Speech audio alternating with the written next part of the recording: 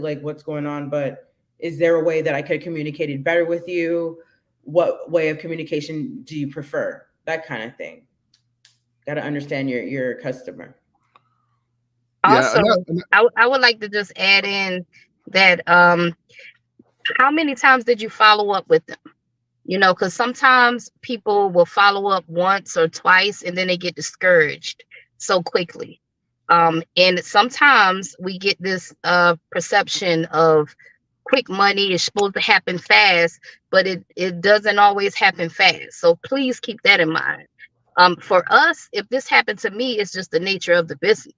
Sometimes they might respond, sometimes they don't, but I have an automatic email sequence that's going to keep on bugging them while I'm working on something else. You understand what I'm saying? So how many times were you following up with them? Did you follow up once, twice, 3 times? Because 3 times ain't even enough. You gotta keep following up with them until you figure out what it is. So you gotta keep jumping on the phone with them. And that you just have to be determined to keep on doing it. Keep on doing it. That's what I do in my business. If I really, really want the account, you might hear from me every other day. Okay. Or at least if you don't hear from me on the phone, you're going to get my email sequence. It's going to keep on nurturing you. It's going to keep on bugging you. Okay. While I'm working on something else. So I wish we could bring some of these people up and have a little conversation with them so we can really understand what it is, that they're going through. You want me to drop the stream link in there? The only reason I ain't do it because I know we got a lot of yeah, that's fine. Just keep it going. Keep it going. Just take them off. I mean, as needed. Right?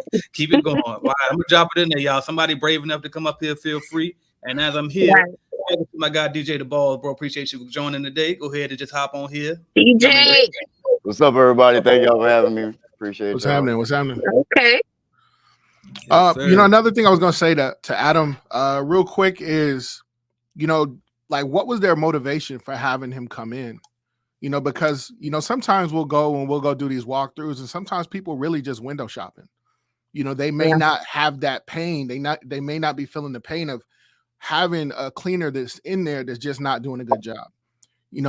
A lot of the time when a cleaner in there and they're not doing a good job, you will find prospects who are a lot more motivated to respond to your messages versus someone who's just like, well, we're just kind of waiting to see what's out there. So, and those are all questions that can be asked during the walkthrough process.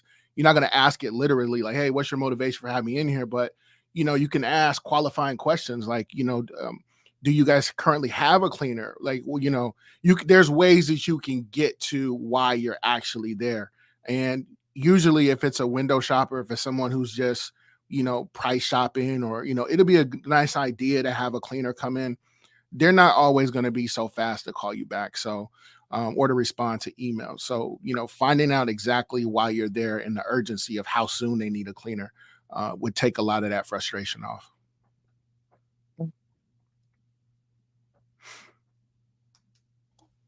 Hey, y'all, I just want to jump in here right quick. Make sure you go to www.cbnconference.com. Get your tickets to the Clean Business Network Conference 2024. Everybody you see on this panel will be there, y'all. So make sure y'all get y'all tickets ASAP. And I just thought of something too. I almost shared the link to join the stream with us live, like you said, but I came up with a better idea. I'm only sharing it until somebody buy a ticket. I ain't sharing until somebody buy a ticket. So if somebody buy a ticket, I'll put it in there. I'm getting better at this type of stuff, right? All right, here we go. A Short Comfort Cleaning says, I can't wait to meet you guys. I have been waiting for a year, and I'm betting on me this year. That's it. Let's go. Bet on yourself, y'all. That's the theme of the conference. All right, A Short Comfort Cleaning. Let's go. Can't wait to meet you too. That's right. It's leap year, so go ahead and take that leap of faith. Put the faith in you and your business and bet on you. That's it. Let's get it. Jared Howard says, I dream of cleaning, checking in from Frisco, Texas. Shout out to y'all. Hey, Jared next door to me. Hey, Jared, hit me up, man. You right next door to me. I'm in McKinney, brother. Okay.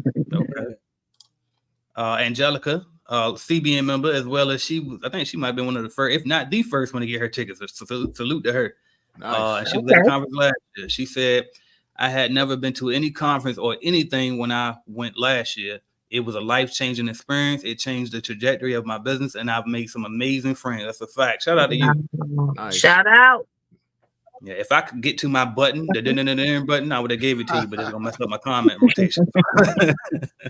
All right. Freestyle 72 says, can you implement inside? Bam. I'm so glad you asked that question, because I was gonna ask you, Ms. Johnson. Remember them follow-up sequences and all of that? How can somebody put a system in place like that? How can a person put together a CRM sequence? They can do it with your CRM. Yeah, you know, I'm throwing you CBN CRM. I mean, that's what we use. Okay, y'all need to download the CBN CRM system. That's what we use to send off those email sequences. Yeah, yes, ma'am. And by the way, for those who are wondering how do you get that, you just join Clean Business Network. It's a whole bundle. You get all of that with it. All right, here we go. Tyrone Lair. Actually, I got to be clear. Only automation members get all of that, though. My bad. That's one of the parts of the features. I'm thinking about letting everybody get it, but for now, we're gonna see. We're gonna talk behind the scenes. But anyway, Tyrone Lair says last year's CBN conference was my first ever conference. It took everything you had to get there, but it was one of the best decisions I made so far. The value is incredible. I can't wait for this one. That's a fact. Shout out to you, Tyrone Lair, also CBN member as well. Appreciate you. Let's see. Helena Garcia, thank you all for the suggestions, writing it down in my cleaning journal. That's what's up. I love the fact that you got a cleaning journal. That'll take you a long way. All right. Speaking of partnerships, I watch a lot of Tenacity Clean videos. You're a smart person. As well as AJ talk about his wife and giving feedback. Have any of y'all been in a bad ending partnership, and how did you move on? That is a good one there. I can start if y'all want. Okay, I'll start, then I'm gonna shut up. So I wouldn't say it was bad. I was in a partnership where it didn't work out. So my second barbershop that I had, I partnered with a friend of mine I grew up with, and we struggled through that thing for probably about 9 months before we finally decided it just wasn't gonna work. And it wasn't I wouldn't say it was a bad partnership. We remained friends afterwards, but it just didn't work out. And I think as long as you just pick somebody that you can be an adult with, right? As long as y'all can, and usually, even if the other person may not be, I don't even know how to put it, but put it this way. I'm gonna put it this way. Lead by example. Even if the other person might not be like that, and the most mature person, will you do it? And then I think a lot of times whatever you put out is what you're gonna get back. So just make sure that it's clear going into it that, hey, this can mess up. If it mess up, we still gonna be cool. If this is what it is, and this is how we gonna break it off if we choose to break it off. But and then as far as, I ain't gonna go that far. I'll leave it at that. Yeah, anybody else got something on that? I was about to say something I won't supposed to say. I'm gonna say, me and Tamika, this has been my first real partnership, like on paper. Okay. Not that play stuff, but really for me, finding my partner, I had to, when we first met, I remember telling her, listen, if this shit don't work out, we need an exit plan like now. So we already talked about all the hard stuff, the questions that you don't really want to talk about, because everything is all peaches and cream in the beginning, but so we just went ahead and talked about all the pain points in the beginning. Like if this was to not work out within 30 days, 60 days or whatever, what's the exit plan? How are we going to move forward from there? And she was very mature about how she answered all my questions. And then again, you never really know until you get in the situation with the person and you try that person out. It's just no different than finding contractors for your business. To me, it's no different, because you never really know them until they get out there in the field and they start cleaning, they start showing their true colors. Same thing with the cleaning with a partner.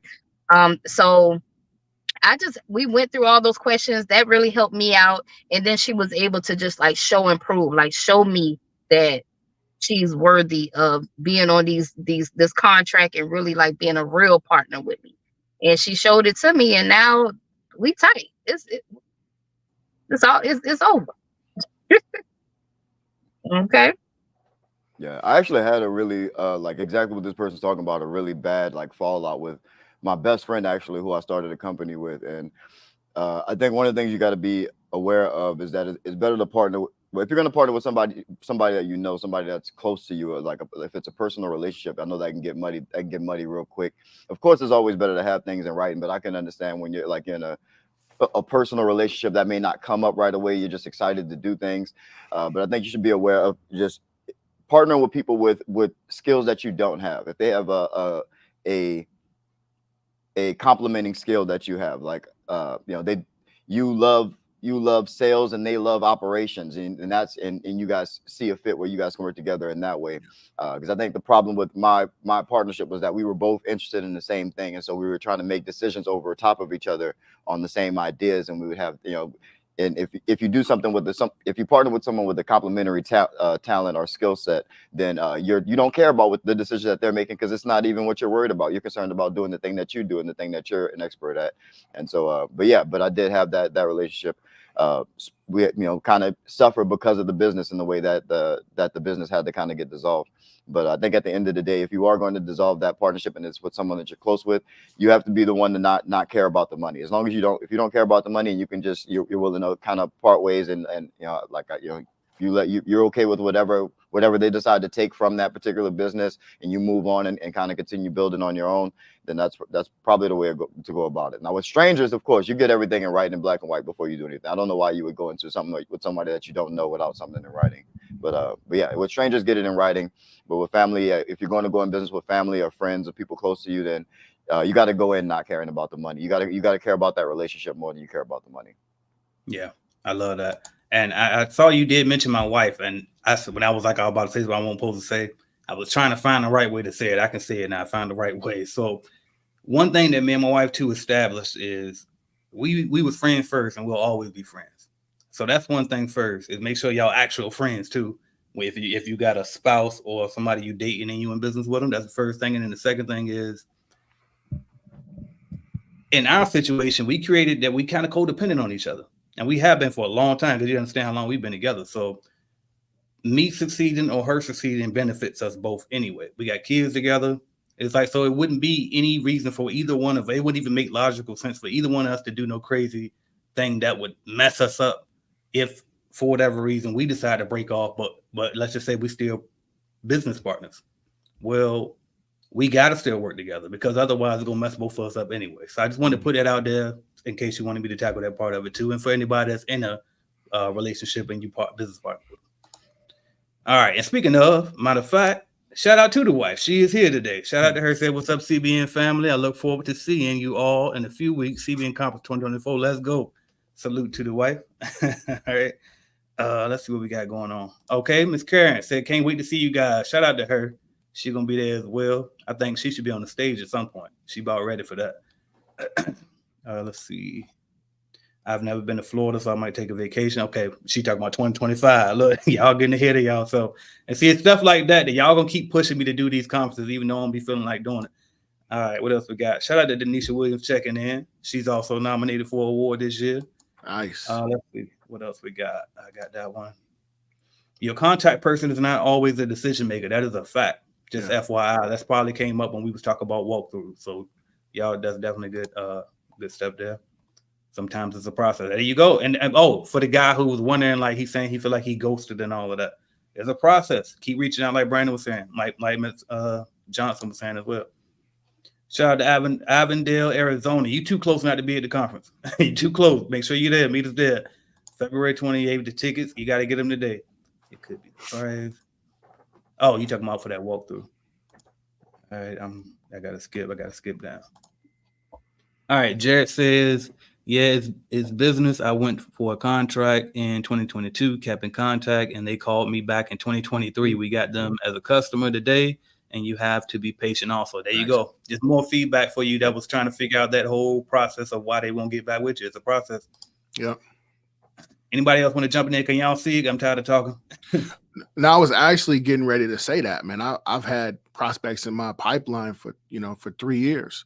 Depending on whatever kind of contract they signed originally, they might be in a 3-year contract with the company who they're dealing with, and there's nothing that they can do. So it just, don't be discouraged by, them not getting back in touch with you. Keep them, just like Katrina was saying, like, be on them. Until they actually say, no, we don't want to do business with you, then okay, we're not going to do business. But then I'll also say, always follow up with, Is there anything that we could have done that would have made us more competitive, or that anything that we could do to earn your business in the future? Like, you know, those no's just means next opportunity, but they also learning opportunities too. But until they tell you no, it don't mean no.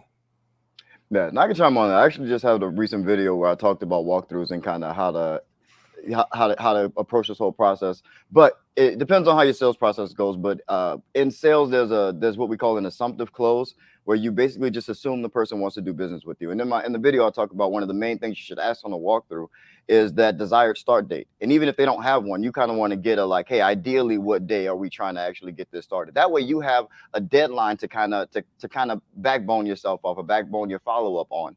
And and if you just go through the rest of your follow-up and assuming that you already have the deal, and that's how you're communicating with them, like, hey, we're getting started on this date, or we need this amount of this paperwork or this thing signed so we can get started for you on this date to get this problem, or whatever this pain point it was that we addressed, to get that addressed for you by this date. Hey, we need this done. Let's do that. Or what are the next steps we need to take in order to get that done?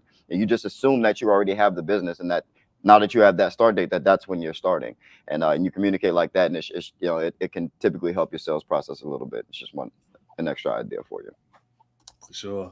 Appreciate that, bro. And listen, shout out to my guy Kendall Wiz checking in with the $30 Hey, super chat. Kendall.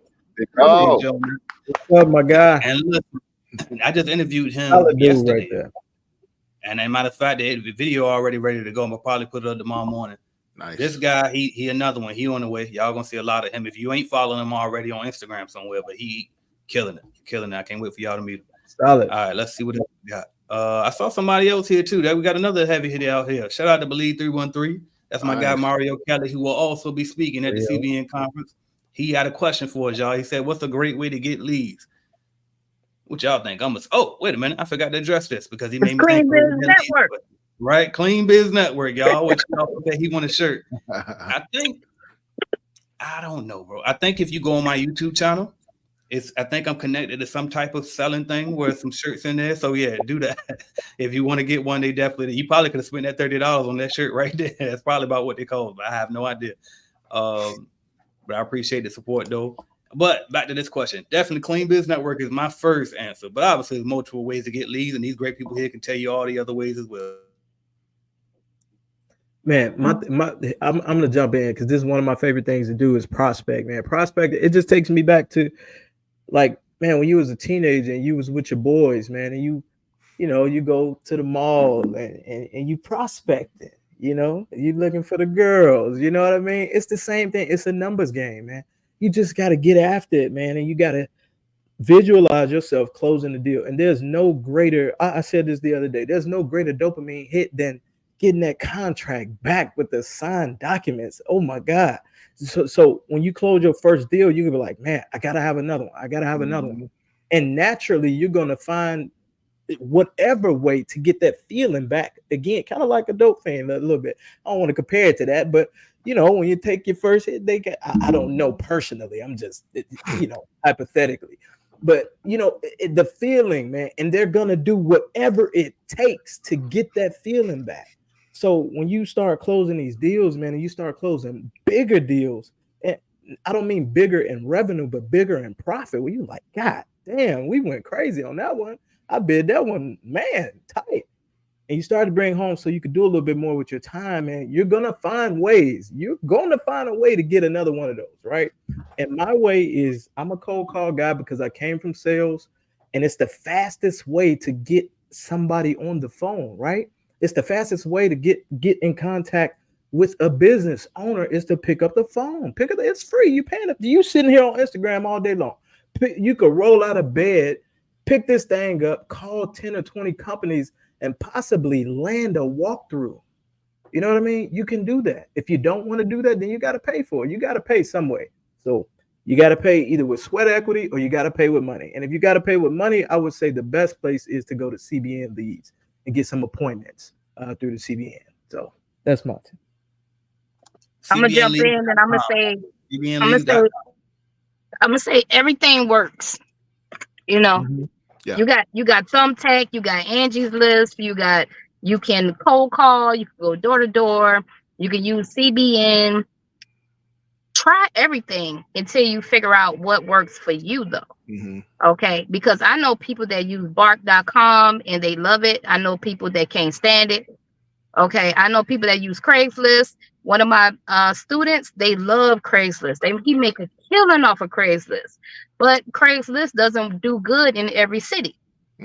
Okay, some cities Craigslist sucks in, like the city just ain't messing with Craigslist. I don't know why, but I would say try everything until try buying leads, and I'm not talking about putting $50 and $100 and $300 a month. I'm talking putting $1,000 a month into leads for 3 months, staying consistent. Try that and see if that works for you. Okay. Try everything, you know what I mean, until you figure it out, and I feel like when people ask that question, like newbies, I know you're not a newbie, but when newbies ask that question, they're just not being consistent. If you do cold calling consistently, you'll win some leads. I mean, AJ done proved that to y'all. I don't know how many times. If you're just consistent with it, you'll win the leads. If you're consistent with going door to door, you'll win some leads. So try it all is what I say until you figure out what works for you. Yeah, that's exactly right. I was gonna say the exact same thing. The thing that's gonna work for you is gonna be the thing that you're good at. Like whatever you're good at is gonna be what's gonna work for you. If you're not good at anything, you don't know what you're good at, you can lean to the things that you love, and that's because that's the things that you're gonna do more naturally.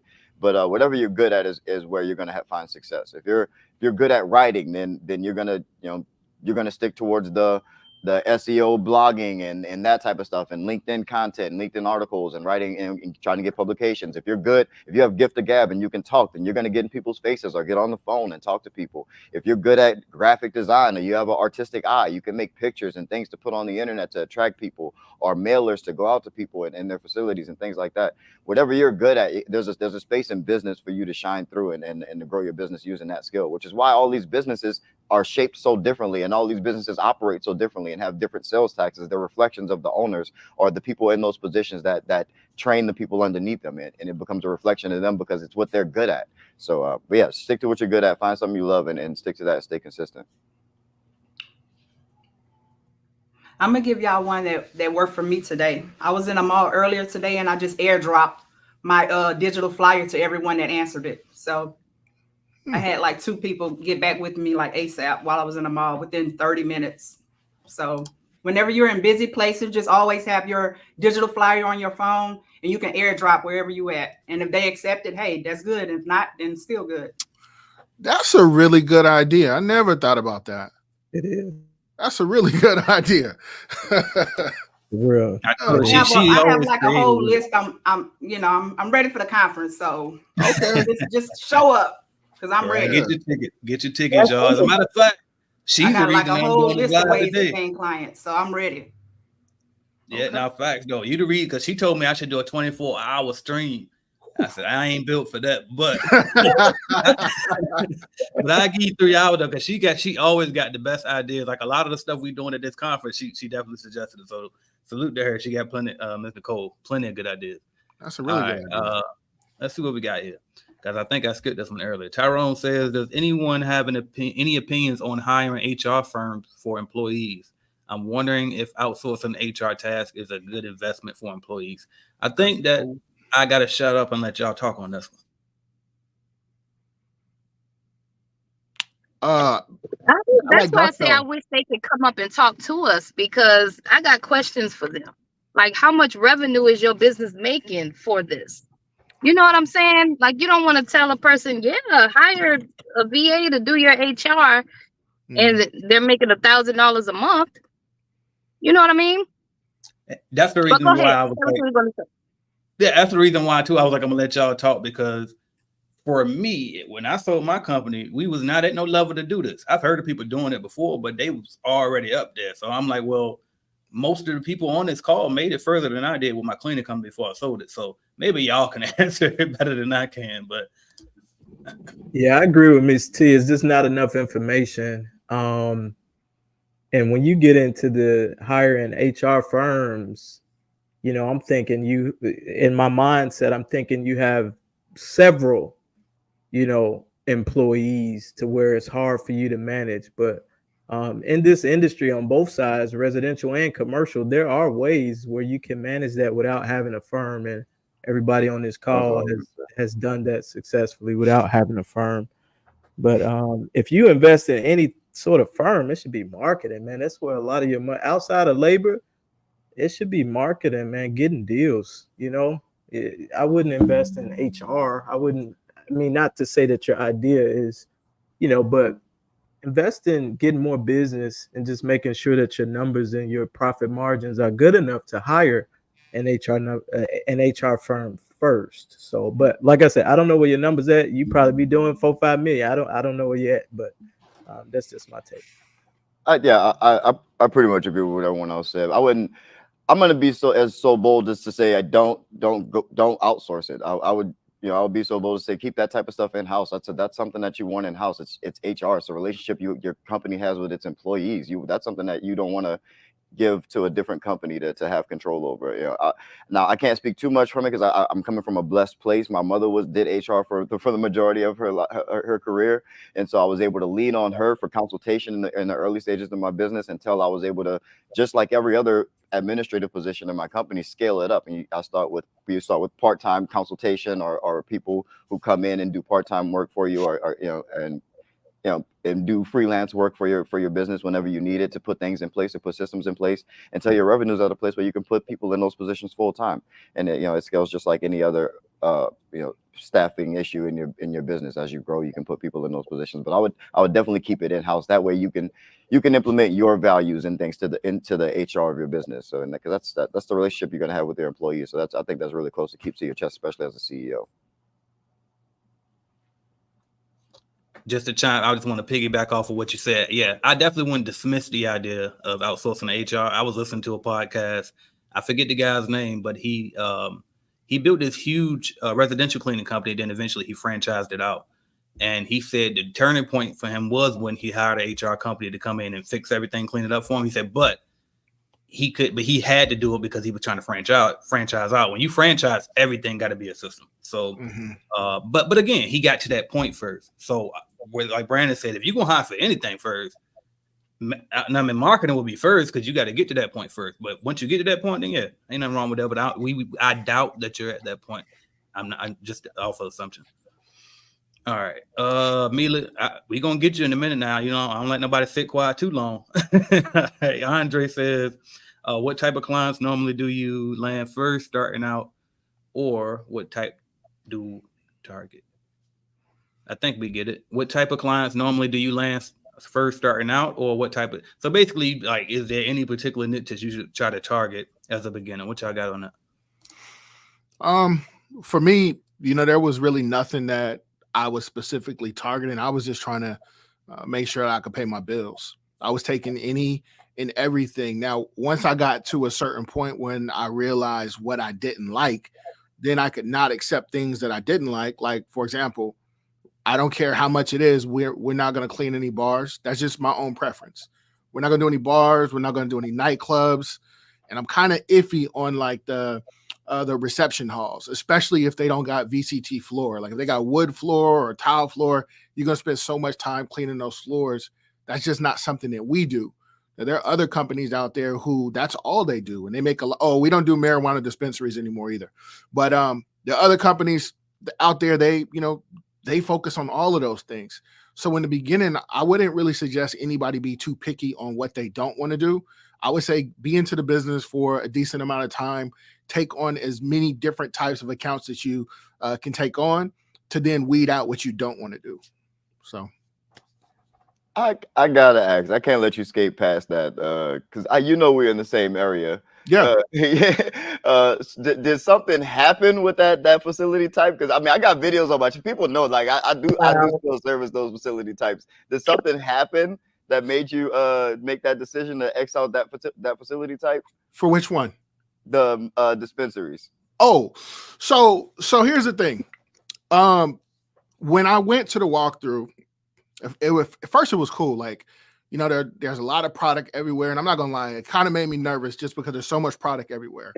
Then you tell the story I was gonna say, didn't you tell the story on your YouTube channel too, or was it in the Facebook group? But I remember you told the story.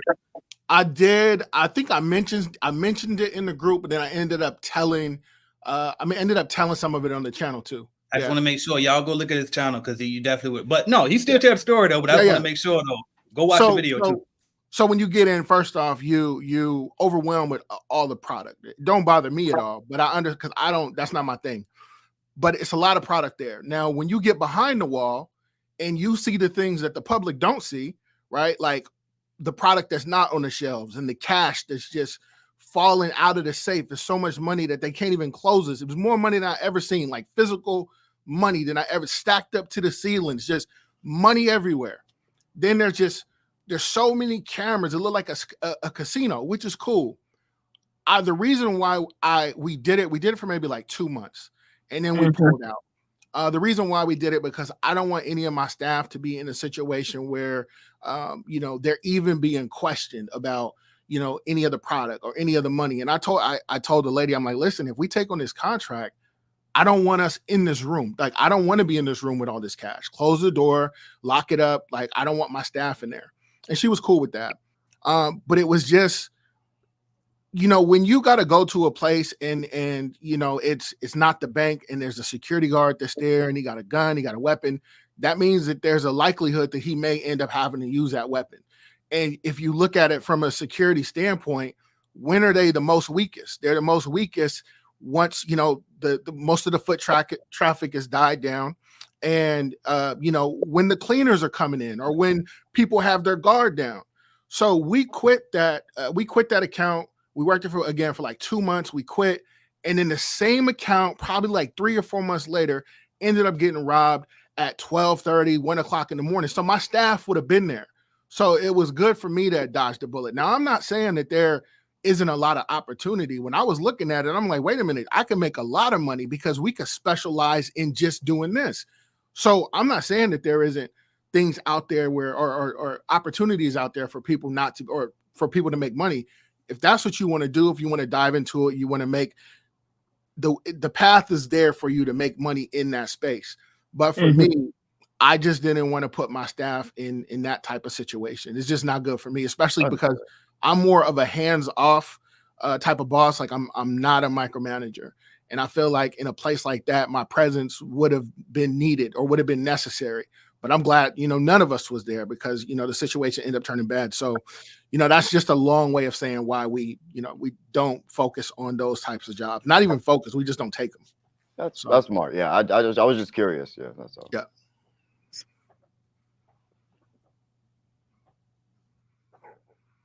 I ain't mean to put that one up there, but I put it in the chat. It's $9.99. All right. Let's see. What's good, people? Well, welcome to you. He said, my wife heard that. Right. Well, go just take it to her. Go back to that part and play it for her. All right. Let's see what else we got. But then again, that don't always work either because I don't know. I ain't gonna say nothing.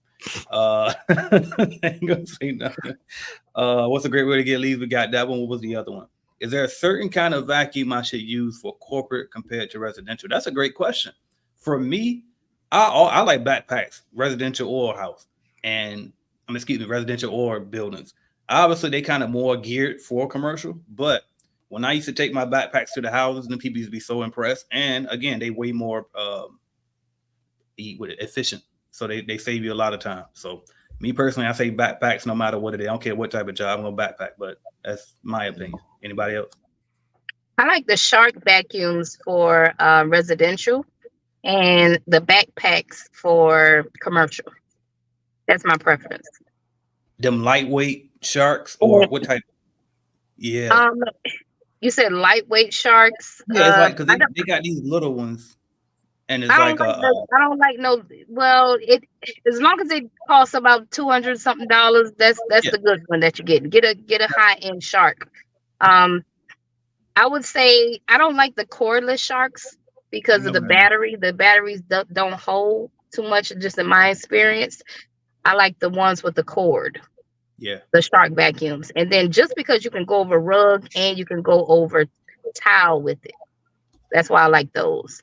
And then the backpack vacuums for commercial, like especially if you're doing a big building, you got to go up steps and stuff like that. I like the backpack vacuums for those. Oh, I have such a different relationship with Shark vacuums than you do.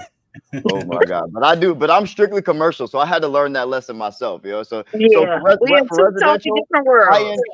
high-end shark, I could probably get behind for residential, you know, but oh my God, did I spend so much money on shark vacuums in the beginning of my I'm so glad I documented my journey, because y'all can see my frustration with shark vacuums, but I'm a dumbass and I was using them for I'm a strictly commercial cleaner, so they were just not built for what I was using them for. So, but I would have to agree with AJ on the backpack vacuums, but oh my God, like I was the biggest shark fan in the beginning. DJ, you use a Hoover vacuum, like the commercial Hoover vacuum or something like that? I use the Hoover backpack commercial, yeah. They have a wireless one.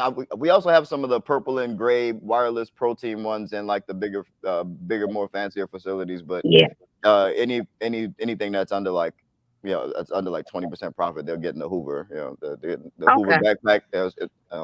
Easy work. So I like backpacks for residential and commercial.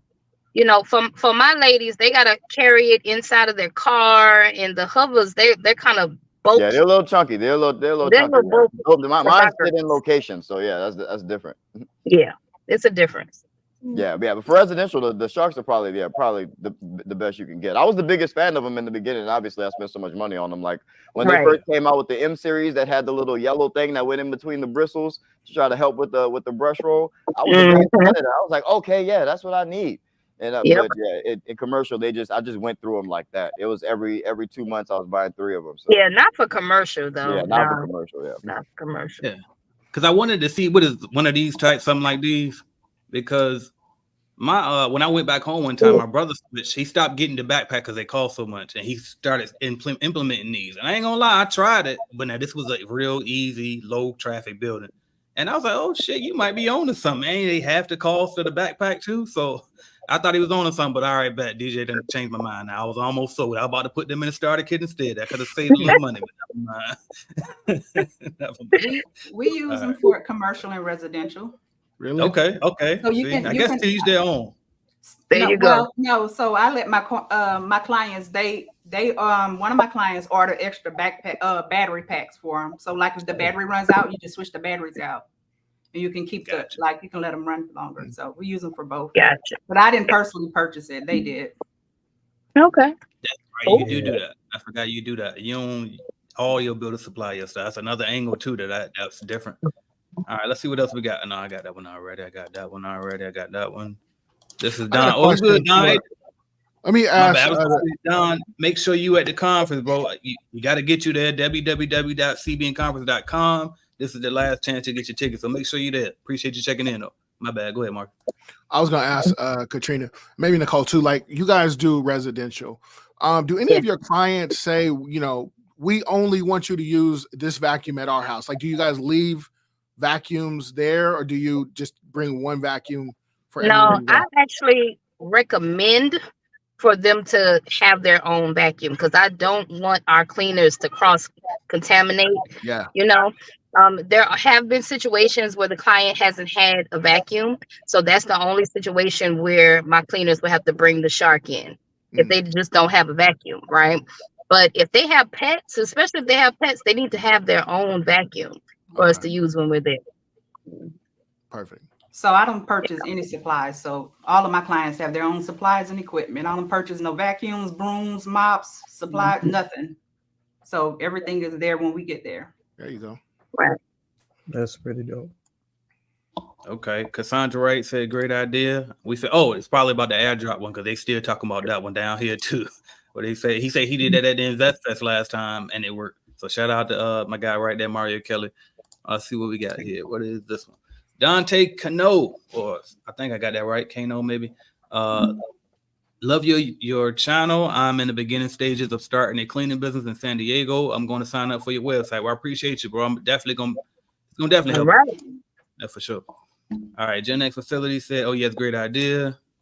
Google ads. Yeah, for sure. Google ads. There you go. And just back to that question, what everybody said earlier, everything works when it comes to marketing. Just try it all until you figure out what works for you. Approximately how close do you have to be to airdrop? Right? I wouldn't know. I'm not an Apple person. How close y'all got to be? I'm not sure how close they be, but I mean, I think it's within Bluetooth range. So whatever Bluetooth range is, that's how close it got to be, I believe. all I know is it worked. Yeah. Can you?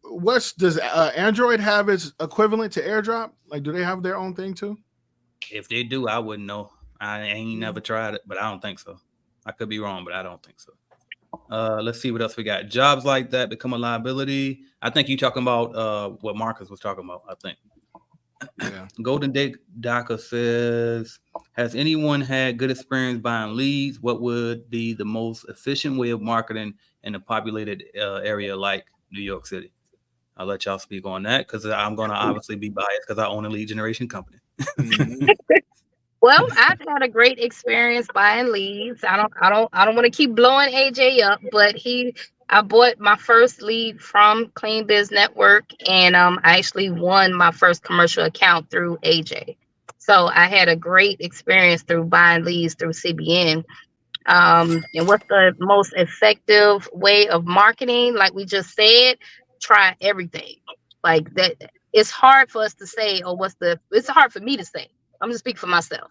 I'm gonna say in the beginning, I tried everything until I figured out what works for me in my city, my state.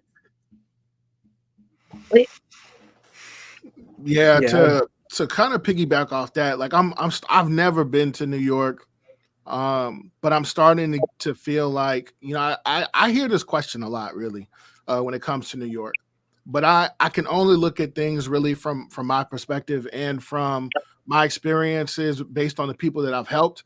For me, for example, my state probably has, I'm going to be nice and probably say like 7 million people. At least half of that, maybe 4 million people live in a, I don't know, 40 or 50 mile radius. So it's easy for us to be able to get in contact with the majority of the business owners in my state. But when I think of a place like New York City, I don't know what the exact numbers are, but I would assume that it's upwards of 10 million people. I almost feel like, you know, I don't want to be arrogant or sound arrogant in any way, but I almost feel like with that many people, you should just be able to walk down the street and get your leads. You know, go knock on doors or you know, that's really an efficient way. It's a cheap way. It doesn't really cost you anything at all. Just a little bit of sweat equity, like Brandon was saying earlier. Go knock on doors, go meet people. That's really the best thing that I could say for a place in New York City, not having been there, but looking at it from an outside perspective, being that there's so many people there. I don't see how it will be too difficult being able to get leads. I guess I would need a different perspective. No, Marcus, you absolutely right, brother. So I started out in Chicago. I was born and raised. So that's where we started the cleaning company. And when it came to outside, you know, marketing, going to drop off business cards and flyers, man, I grabbed one of my boys and me and him just hit the streets, man. We just hit the streets and got out there. And so we're in Dallas, Texas now, where everything is a lot more spread out. Like we got clients like 40, 50, 60 miles apart. So it's a lot of ground. But when you in compacted places like Chicago's and New York's, you know, you could hit a ton of businesses, bro. You could hit a ton of businesses in a small zip code, man. So you know, that you've got that. I've gotten kicked out of buildings, dude, like the whole nine, you name it, I done got kicked out. So you know, it's just keep going. It's a numbers game. And then like I said earlier, if you want to cut down on the time, you can buy leads. And there is a difference between buying leads and appointments. Leads through places like Thumbtack, places like Bark, you're not getting an actual appointment, you're getting a lead. So you still basically you're getting access to that business owner's information, email address, phone number, and you get a chance to see exactly what they are looking for, right? You still have to call and be able to close for that walkthrough appointment. So keep that in mind too.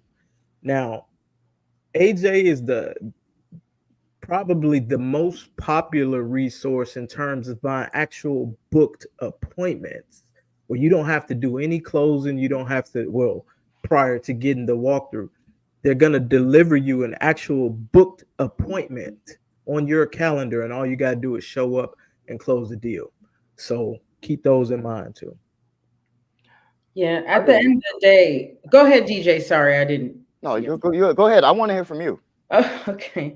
No, I just wanted to say, like, at the end of the day, you kind of have to like narrow down who your target audience is, who your target person is, so that you know who to attack. Like, if you do residential, are you mostly cleaning for single men who are engineers or whatnot? Where are you going to find them? Where are their eyes? They could be on Tinder. Their eyes could be on Tinder. Put an ad on Tinder. You know, mothers who have children who are really busy moms, where are their eyes? Maybe most of their eyes on Instagram or something like that. Put ads on Instagram. Like, for me, I know mine is just Airbnb host. So where are they going to find me? So I mostly focused on my website, where if you don't know me, you probably will find me on the internet if you Googled Airbnb cleaning and whatever city I'm in, because that's what people are going to look for. So you have to understand also where they are and how they're going to be looking for you if they're looking for you. I'll leave it at that. That's exactly why I defer to you, because that's exactly what I was going to say. Efficiency in marketing is going to come from niching down, niching, however you want to say it. You got to pick something to aim at. If you aim at nothing, you will hit it every single time. Yeah. You have to aim at something. That's it. That's what efficiency in marketing is. It's picking someone to talk to, picking a specific group of people to talk to and aim at. And if you pick a niche, you can become you specialize in a particular area. It's going to make you more valuable to the person that you're targeting. It's because you fix their particular problem, and you're going to end up becoming an expert in their problems and solving their problems. So you're going to end up speaking their language and talking about your business in a way that directly brings value to them. So yeah, niche down. So pick a target to actually aim for and swing at it. And that's much more efficient than kind of knocking on every single door or calling every single business. Like she said, like she had a great one. If you're targeting single men, for residential, Tinder might be a great place for you to run ads. If you're targeting sports facilities or high schools, then your local newspaper or those billboards on the back of high school fences might be good for you. Like that. You got to be creative and put your mind to it. But if you pick something to aim at, that's a lot more efficient.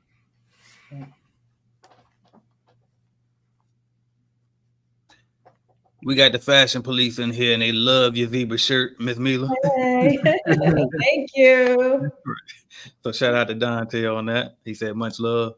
All right, let's see what else we got here. DJ, I know you have a gym client. Does it have a rub? Oh, I'm so glad he asked you this question. I'm so glad he did. I want to see your perspective on this, because I've been through this too. Does it have a rubber floor? Did you lower the production rate? Do you mop it? I feel like I underestimated the time. That's a great question. Yeah, I definitely have a lot of gym facilities are my specialty, but yeah, I do have some lots with rubber floors, or even that weird turf glued together turf material, whatever. There's several of those. But yeah, we scrub them to clean them, and we mop to disinfect them. So just like you would a regular floor. Let me see. Was that else in the question? No, I didn't lower the production rate between that one and the other gyms that I did. I kept it for the most part the same. You feel like you're on the bid. Yeah, you got to get another one and raise that price. Get another one, raise that price. I don't know if you're under contract now. Yeah, so I feel like I underestimated the time. Yeah. So before, yeah. And I would just say, it happens. Okay. Right. And I was just gonna say, and to avoid underestimating the time, when I put in a bid for this type of job, yeah, you would have to lower the production rate, so that way it'll tell you a longer time. So you know that now because you just went through this experience. So obviously, like, you never done gym before, so you didn't take that into account. But now that you know in the future, you just know to lower the production rate. So, but yeah. All right, let's see what else we got here. All right, is pricing for Airbnb cleaning closely priced to standard basic residential cleaning? That's a good question. I've come across too many hosts that want lowball. They want to lowball my company prices. Example on pricing for both. Pricing for both for a 3-bedroom, 2-bath, 5 summers. That's what that is. Well, I mean, I also want to hear Ms. Johnson's. No, you go ahead. You the queen, girl. I like that. I would say that, and now she said that to me. I love Miss Johnson. You're hilarious. So the thing about it is like I do think residential and Airbnb, it is different. It's completely different. The pricing is different. I think residential is more expensive. I'm not quite sure. But the last time I heard, residential is a little bit more expensive than it would be in Airbnb. And the problem is a lot of hosts don't even know what the price should be. So they think it should be closer to a number that's not. And then also sometimes cleaners don't know what the number should be. So it's kind of hard to tell, but I mean, most hosts do have a reputation of lowballing the prices. Like this is what they do. They have no idea the work you have to put into cleaning Airbnb. And I think our prices should go up, basically. So for example, it depends where you are also for a 3-2. You're going to have a 3-bedroom, 2-bathroom in Texas. It's going to be different in Florida. It's going to be different in New York. It's going to be different in California. But there is like a standard price, which is like a 3-2. A standard price kind of like across the US would be anywhere from like 150 to 180, something like that. So I don't know if that helps. But like I said, depending on where you are, the prices fluctuate. And that's the best way I can answer this question with the information that I got. Doing the best with what I got.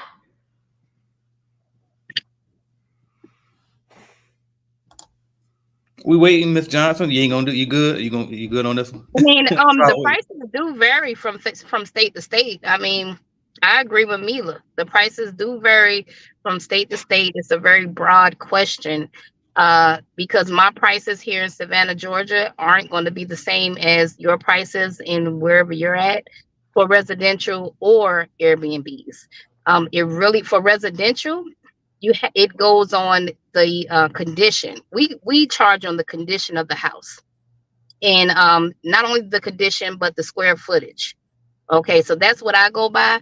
I go out there. I want to quote the condition because you can literally have a residential house that's 2,000 square foot and another one sitting right next to it that's the same identical layout, but you have two different families living in it. You got one person that got 5 kids living in one. You got just a husband and wife living in the other. So the living conditions are going to be different in both houses. Mm-hmm. So therefore, the quality of cleaning is going to be different in both of the residential houses.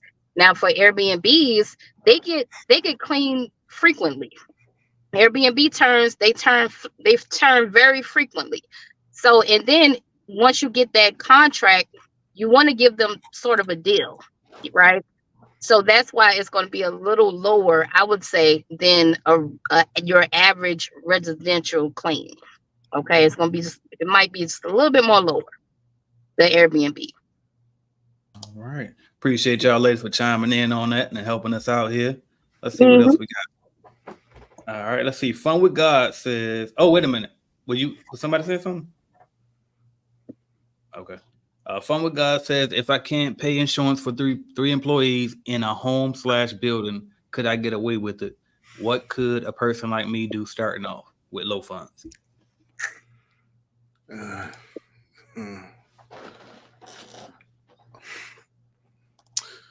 mean,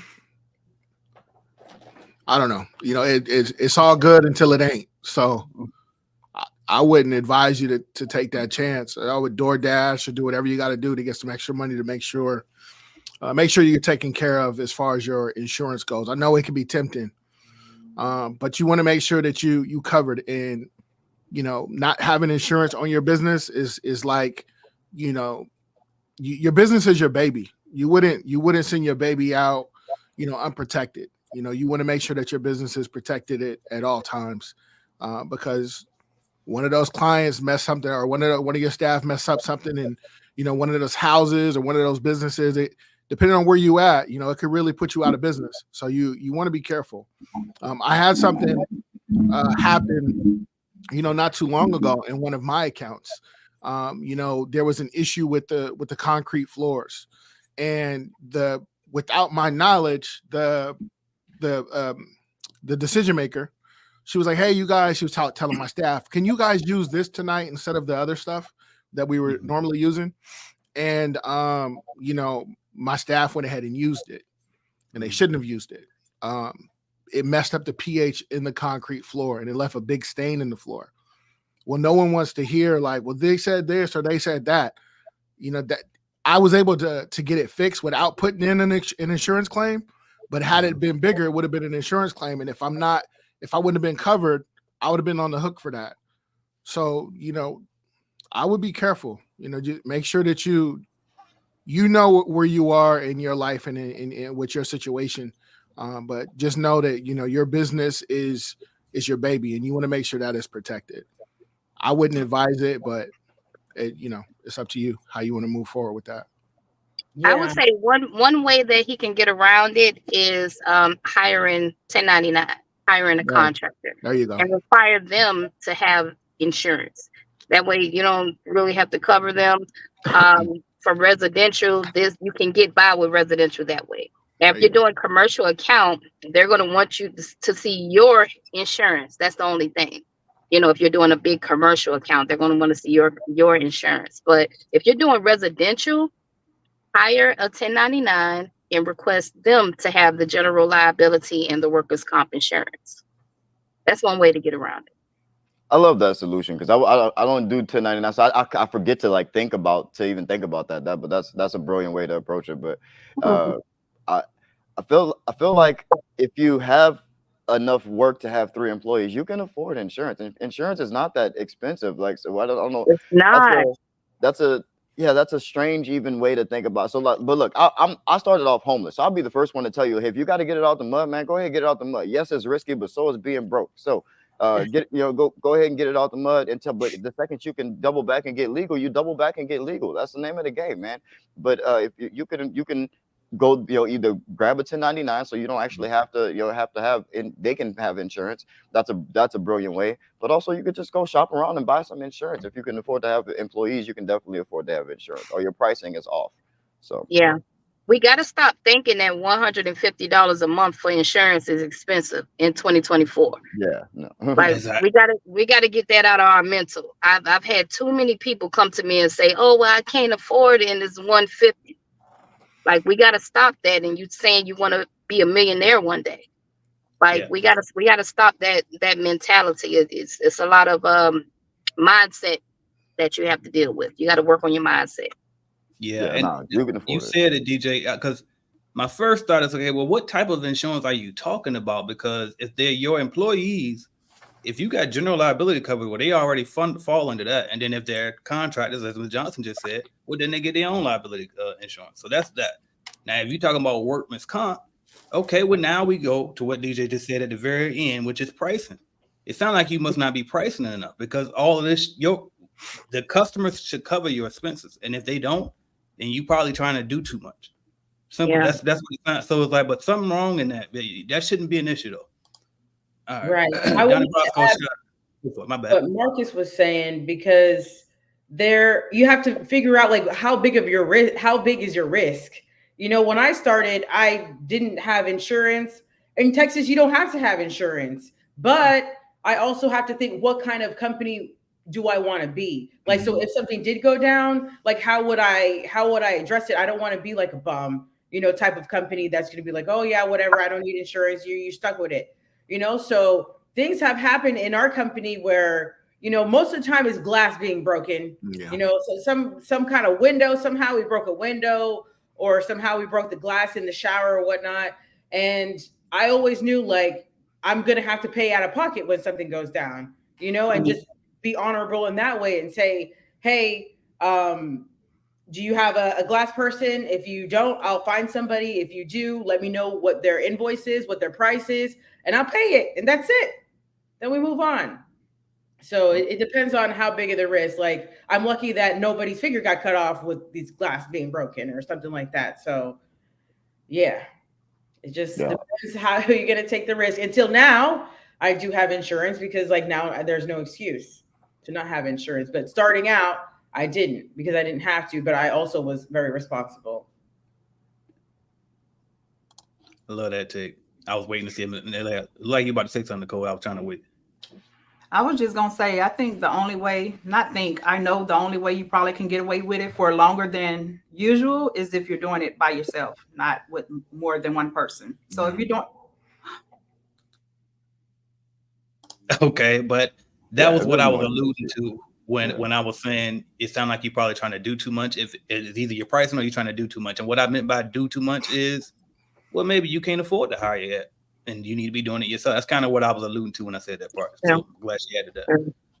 Yeah, it was like I also don't know if you're talking about like medical, like provide like actual medical insurance and like as a benefit, and that you might just not be ready for. You know, you're not required to do that. You know, like, until you're a certain size. So, yeah, definitely lay off of that. Or, get the actual regular general liability insurance and bonding that you need to operate in your state.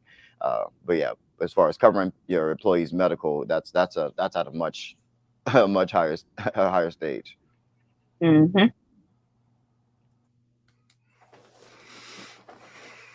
2024 business has been great. Have you guys ever bite more than you can chew? That's all I do. What are you talking about? That is all I do. I don't do anything else. I'm always trying to tackle the whale. That's all I do. I whale shop all day long since day one. It's all I've ever done. And yes, on day one, I had more than I could chew on my plate often. One of my first bid appointments, the very first year of my business, was the new Facebook building as they were building it when they were coming out here. This is my first month in business. I don't know what the hell I was doing.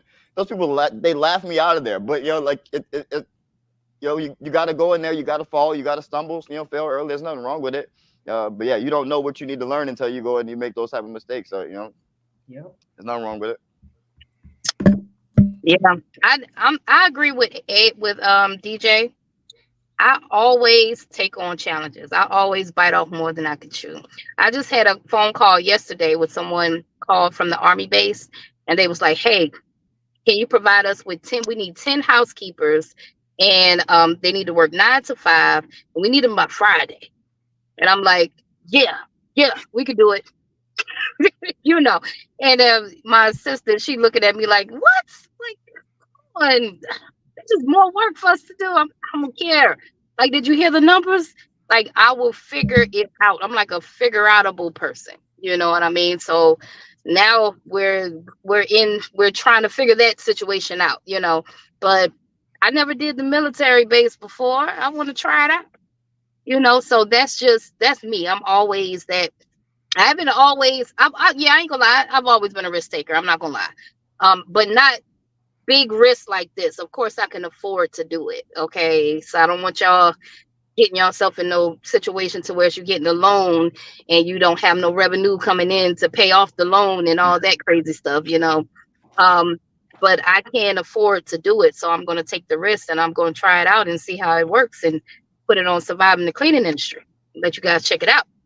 There you go. I love it. And I'm just going to jump in there too and say, bro, this conference is literally that. Like, I booked this shit in Vegas. I never even been to Vegas before yet. When I booked it, you know what I mean? I picked the hotel without even seeing it. I always, like DJ said, literally, that's all I do is bite off more than I can chew. And that's how you get to the next level over and over and over. Keep leveling up. Great question. Yeah, exactly. You don't do it just for the sake of doing it, knowing that you're going to fail. You do it to try to level yourself up. It's about your personal growth. That's why you bite off more than you could chew. It's not about just, I'm never going to be able to do this. No, you actually try.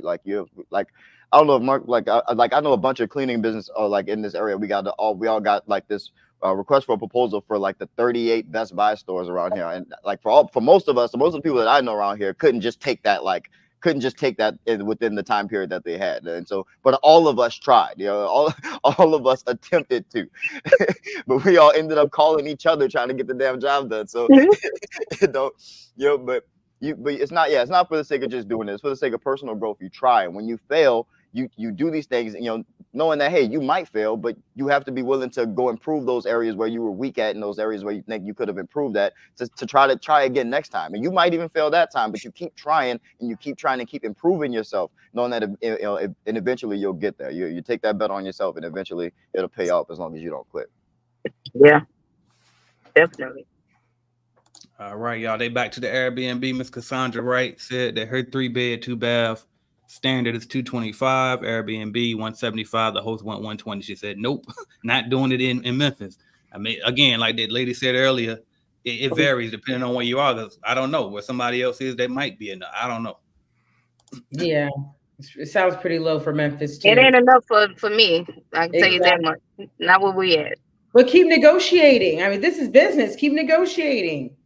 Try to get closer to your number if you can. I mean, I don't throw away anybody until they say no. You want 120. Hey, let's get closer to the middle. And this is why I like to tell them why my number is a number that they're going to get. If that's her number, she needs to stick to her number. If your number is 223 and that's your low number, every cleaning company knows their high number and their low number. True. The number you absolutely cannot go under. Stick to it. If that's her low number, it ain't no deal. We're not a good fit, and move on.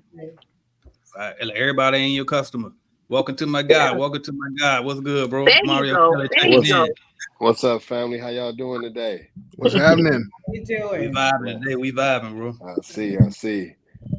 I appreciate answering those questions. Just, I have a couple questions that someone had asked me, and I seen they were on here, so that's why I asked those questions. Okay, appreciate that. But I'm ready, baby. You gonna answer the questions? I'm ready. Let's get it for Vegas. Yeah. Tell Golden, if you're still in here, man, I'm ready to come to New York. So if you can come to Vegas, we can sit down, chop it up, and we can go ahead and start the whole process for New York, man. I'm ready to start coming over and clean. Like you said, there's 10 million people out there. And we just throw something at the wall and it's gonna stick. Yeah. I love it, bro. All right, Andre said that was a good question. So if you own the company and you're doing residential for about 180, a 3-bed, 2-bath, what would the split normally be between the workers and the company? For us, my split is usually a 60-40. Yep, same. And the cleaners get the 60. Yeah. Correct. All right. Lauren C says, just started my cleaning business and I'm trying to find ways to make my business stand out. I'm a registered nurse and I have centered my business around medical offices, surgery centers. Any ideas? Any ideas to what? Make your business stand out. I got you. I got some up. I'm gonna wait for everybody else first. I talk too much. Going to conferences and buying a booth. Man, you'll stand out. I bet you ain't nobody bought no booth to the Clean Biz Network conference. Come on now, buy a whole booth. Literally. With your company name up there. Like when we went to the Invest Fest, I was so amazed of all the business owners out there and their booth, man. Oh my God, they had some beautiful booths out there. Okay, we only got one person. You only got one? Only one person. Shout out to Carolyn for recruiting that for us. Wow. Dang. Come on, buy a booth. If I really wanted Tenacity Clean to stand out, I would purchase a booth at the Clean Biz Network conference. For sure. Most definitely. Yeah. I mean, you're so niched down in terms of content, you can't go wrong. It's like since you have a target, you pretty much can't go wrong. You could definitely start a podcast just interviewing all the potential people in your space, and not even about your cleaning business. You could talk to them about whatever doctor stuff they want to talk about, and it's going to interest other doctors, and you're hosting the party. So you pretty much can't go wrong. You have a niche already, so it kind of makes itself. you just got to think about where they're spending their time. Think about the things that the content they're consuming and where they're spending their time, either online or in print. And that's where you want to get in front of them. And it's going to be pretty easy to stand out, especially if you're marketing and the pictures of your company is of you in relation to doctor's office and medical facilities, or even surgeons, which is even more specific. Then you're going to stand out immediately. You're going to stand out immediately, because other cleaning companies, they're in pictures in regular office buildings, or in, like me, I'm in gyms. My cleaners are sitting in gyms. So gym owners call me when they see those type of images. So if you have pictures of your people cleaning operating rooms or medical facilities, then those people are going to see that and associate your business with the special, with that being your specialty. Yeah. Yep. And if I can piggyback off of that, and that's exactly what I would do, is just make content for your niche. Like you said, I got a call from Houston because I'm constantly putting up content of we cleaning here in Detroit Stadium. So they're going to reach out. Like you said, you in a specialty anyway. I mean, in the hospital, there's probably not too many cleaning companies that's out there and that's putting their face out in front in order to bring in more traffic. So content is king and consistency is queen. So those two right there, you got it. Yeah, I just want to say, bro, your niche is OP, bro. Your niche is out of there, bro. That's cheating. That is cheating the system right there, bro. That is cheating the system right there, bro. It to the top. Yeah, just one new contract, nigga.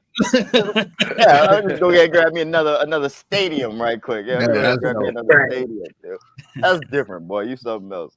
I appreciate it, man. And I was gonna say too on that, and I'm glad y'all brought that perspective up, because I've done that for years, and I'm only gonna speak from that direction. So I'm glad because that's a cheat code. If you build a personal brand, get online, that's a cheat code. It opens so many doors. But the thing I want to tell you too is you answered that it's right there in your question, how to stand out. You're a registered nurse. That's your angle right there. You should have that all over your website, everywhere. I'm from the medical background. I'm a medical. That's the story right there. You supposed to be running with that. That's it. Yeah. And then also she can speak. She knows the language. She can speak directly to what the problems are. We do a lot of medical facilities. Dental offices, surgery center. We do the same thing. But it took me a while to really catch on to the language. So when I go in and I do a walkthrough for a surgery center, for dental office, it's different than someone saying, hey, we can come in and we can clean. When I come in, I can say, hey, are you guys having a lot of the problems with the tar that drips from the syringe when you guys are in all of the operatories? It stands at your feet. It's uncomfortable. They can resonate with that. And I'm not even in that space. I just have experience doing it. She knows what it feels like to get ready to go home for the day, take your scrubs off and, put them where they go and kick your shoes off. Some of those things, like coming in the next day, having your shoes lined up next to your cubby hole. How much does that affect your mental in a positive way? These are little, and I'm just giving quick examples. I don't know exactly from the nursing standpoint, but she knows what things does the doctors like from your experience that would make it that much more easy for the doctor to go do his surgery. What things does the doctor like that makes their days a little bit better? I know doctors typically don't like their desk being touched, but again, like I only just have experience from my position. Being a nurse, and that's what she wants to tackle. That's what she wants to do. The game is wide open. Like she can really come in and kill it. Wide open. Yeah, that's incredible. I got a quick question for you guys. What state are you guys from? Washington State. Washington, okay. Yeah. All right. Why you asking? Man, there's some game on here, man. Why you asking? No. I just because I heard trying to partner with you, get them stadiums, bro. Yeah, we won't. That's the first thing. But I heard you say we are in the same area. Oh, okay. Yeah. I'm not gonna lie though, man. I did reach out to the Seahawks, their little practice stadium, a few times. I reached out to them. You haven't reached out to T-Mobile Park yet? I haven't reached out to T-Mobile Park, but I have reached out to T-Mobile in Factoria though. Nice. Family. So what do you do? I mean, you just do. Are you in the stadium cleaning also? No. I just reached out to them. I reached out, but I never got anything back. So what I'm gonna tell you a quick little cheat code is. Let me get my pen. Hold on. Yeah, come on, grab the pen real quick. Instead of then reaching out to the stadium, find out who the facility manager is, because it's a 95% chance that it's Citywide or Airmark or Belfort that has the cleaning contract. And you want to supply the workers for them. You don't even want, you know what I'm saying? Because at the end of the day, I feel like every cleaning company, every staffing agency starts out as a cleaning company. Kelly Services, Forge, you know, because a lot of us have 10, 15 accounts, you know, or cleaning 10, 15 Airbnbs where we need 2 people to go to each one. That's 20, 30 people. So we really have a staffing agency. So you really want to reach out to their cleaning company and then you don't want to be the prime. I'm gonna tell you why, because you're spending $15,000 a month just on mop heads. Yeah. Not the stick that the mop head go on, just the mop head.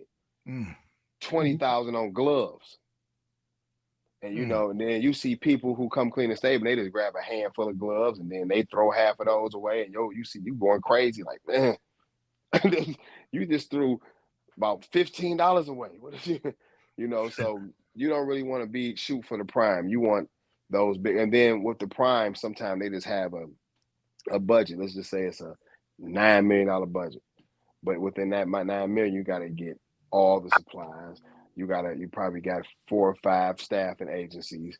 You probably got, you know, it's so much overhead that you really want to come in and not work off a budget, but more work off like a hourly with your employees, with on the staff in that way. So now if I got 100 people working there, the company standing there and saying, okay, let's do this job. We're gonna pay you $100,000 to clean these 2 games. Instead of that, I can bring 100 people in and have them work hourly, and it may be $115,000. So you want to contact the facility manager. You want to let them know that, you know, you partner with Believe 313, and this is what you're doing in all of the other states. But it really does work off a resume also.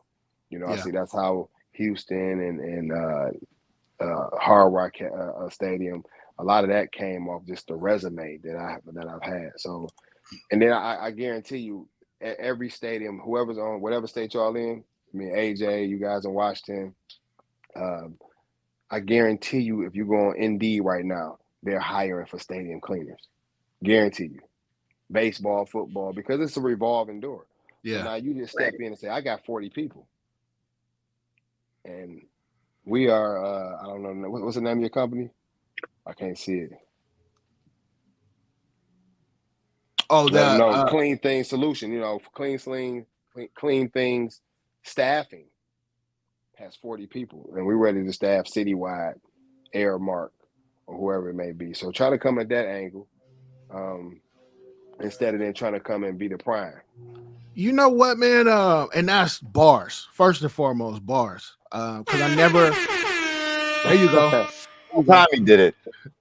So you know, I had a situation with the Hilton, and I always thought Hilton was always, you know, I thought they were all in house.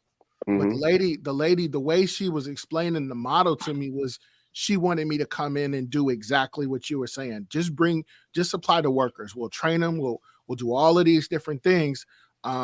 We just need you to bring them. We just need you to bring them. Yeah. And it wasn't as you know, as clear cut and dry as you just explained it. Their model is a little bit different, but it's still along those same lines. Yeah. So it didn't end up working out, but that's definitely something that we're going to be looking at moving forward.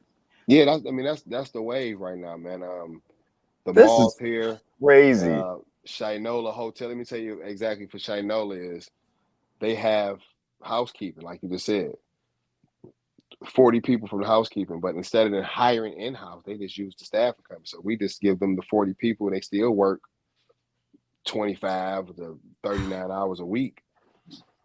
So 25 to 49 hours a week times 40 hours, you know what I mean, times whatever. It's a hell of a markup. Yeah. So you really want to start studying the staffing side, because we got a lot of people, employees who working with us. Why not?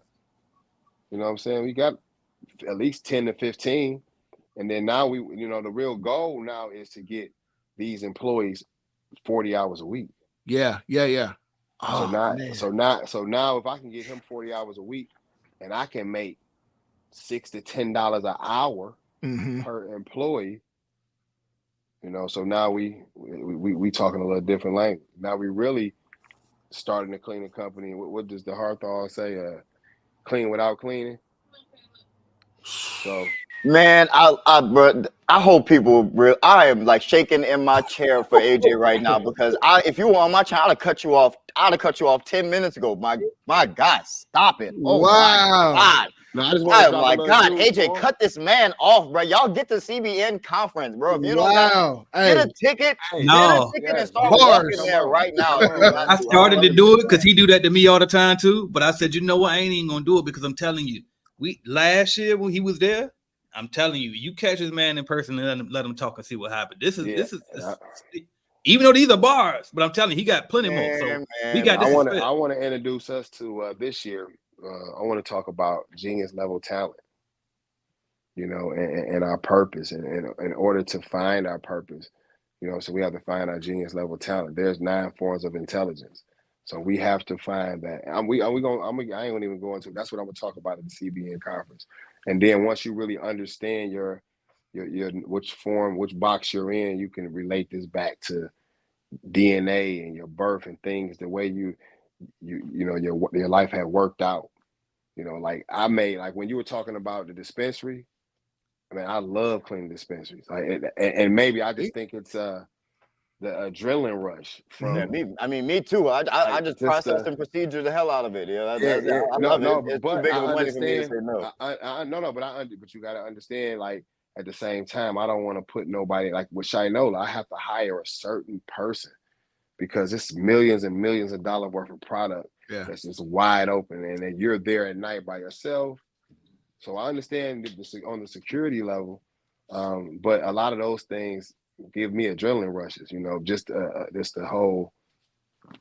the patterns, having to understand the patterns of these different things. But the way you looked at it and said, man, I know they're going to get robbed, and that's the best time to rob somebody is at 11, 12 o'clock when the cleaner's coming in. You know, I respect you for that, man, because like you just said, a lot of us would have been like, hell no, $20,000 a month, I'm keeping that. $10,000 a month, I'm keeping that. But you looked at the bigger picture, man. So that's why I really asked you where you were from, man. I don't know you, but you know, I hope you'll be at the conference, right? Oh, most definitely. Okay, so you know we're gonna kick it, but then, fam, you don't even understand. Like, and social media is a huge thing, bro.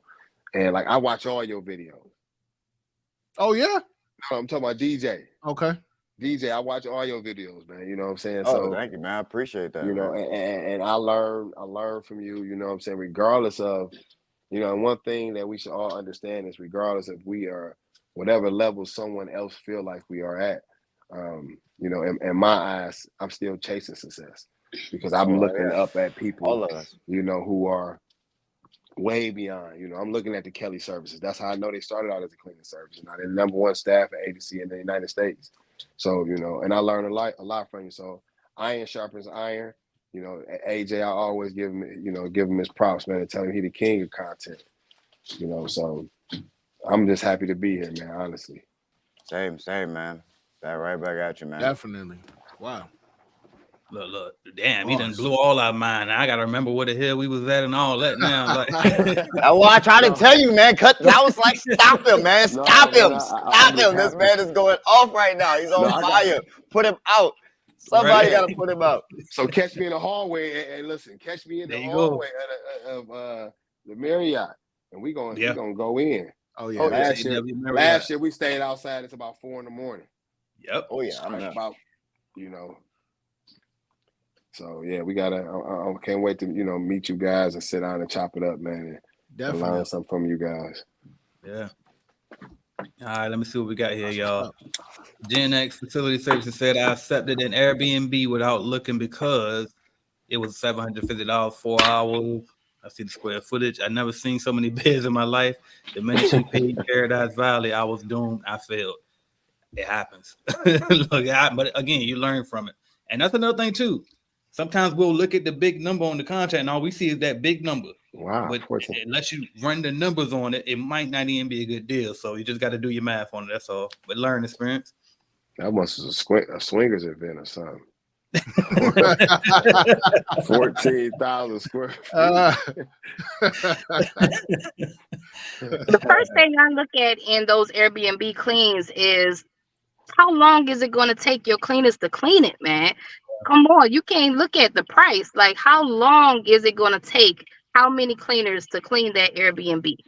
That's the first question that I ask myself whenever I'm quoting any job. Right. You know, and it probably was going to cost you that $750. Mm-hmm. You know, and then you put your profit on top of it. So nah, no way. I wouldn't have did that. Right. And this one is for you, Ms. Johnson. They said in the beginning, how did you manage both residential and commercial, and when did you make the choice to do both? Well, unlike most people, I actually had help. I had my teenagers out there helping me with my residential accounts, and for the commercial, I delegated the commercial accounts. So I found 1099 workers to do my commercial accounts, and then me and my teenagers, we went out there and handled all the residential accounts. So that's kind of how I was able to balance both worlds until I was able to pull myself out of it and just delegate everything, all of the work. Okay. I actually really quick, I want to give you your flowers real quick, Miss Johnson, because like real early on in my journey, when I was getting started in this cleaning business, I was at a point where I didn't always have someone to watch my kids, and sometimes I had a couple early childcare facilities, and sometimes I would have to bring my kids with me when I would go clean these buildings, and I felt like so ashamed, and I felt so bad. And then like one random day I saw your video and you had your kids in there cleaning with you. I was like, well, if y'all don't pick up a garbage bag and start helping me, man, yeah, come on. Like I was immediately the day after, I was like, oh, Miss Johnson doing that? I was like, oh yeah, come on, man, y'all come help me. And they worked there for like 2 years until I and they made their little extra money until I got them out of there. But Right. yeah, I had to give you applause for that because that was a big part of my story that I actually never got to. My kids was my first employees, and I say kids, but they were young adults. They were teenagers, okay, not babies, okay. Because I got an episode on surviving the cleaning industry where Tamika had to fire a young lady for bringing her kid to work. Oh, I had the same thing. Yeah. So it wasn't a kid. My teenagers, they did come out there and help me. They were my first employees. Yeah. I'm glad I actually caught that episode the other night too. I actually did catch that one. That's a tough call to have to make, man. So shout out Mr. Meeker for actually making that call. And we actually bought our kids. I ain't gonna lie. In our early days, Maya was definitely in the building with us in the damn car seat. We just carried the car seat in the building. But you own the business. That's what I was gonna say. I was like, it's different when you own the business. Now obviously they can't do it, but I definitely took that risk. Hey, look, we got some more help on here too. There go my guy, big dog, Mr. Ricky Regalado. What's good, bro? I think he froze. Ricky. I think he froze on me. I'm gonna give him a second. It might pop back. But yeah, but now we definitely was out there, Gina, tell you, and it's like, but like you said, we own the business, so obviously I wouldn't let my people do it, and I definitely had to let somebody go for the same thing. But damn, it feels bad because it's like, well, you did it, well, I can't do it, but they don't even know all that, and it ain't theirs, like you said. Yeah, you can't let everybody do that. Yeah, it hurts. You almost can't let anybody do it, and especially when you come from that and you had to do it yourself before, and you see someone going through it and struggling, and you see that they're really just trying to hustle just like you were, and for you to and you really sitting there with that decision, like, am I really gonna let this person go for something that I honestly respect? You know, but like you have to. You have no choice. Your hands are tied in that moment, and it's tough. People think that these decisions are just easy, and they're not. It's not easy at all. And those are some of the toughest parts of business. Is the people to people aspect of it. Exactly. I think we're here now, Ricky. Can you hear me? I got you. I'm here. There we go, man. Welcome, y'all. I just want to shout out to the Route team. Ricky. For the CBN conference, bro. Just if you could, just introduce yourself a little bit, let the people know who we're talking to here.